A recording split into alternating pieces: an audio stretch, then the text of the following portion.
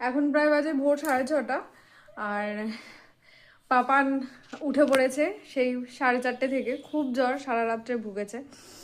ভেবেছিলাম আজকে রবিবার একটু ঘুমাবো, তা এই কয়েকদিন তো ভুগছিলই, ঠান্ডা সর্দি কাশি, তারপর আমার ওর দুজনেরই লুজ মোশন আর ভমিটিং ছিল।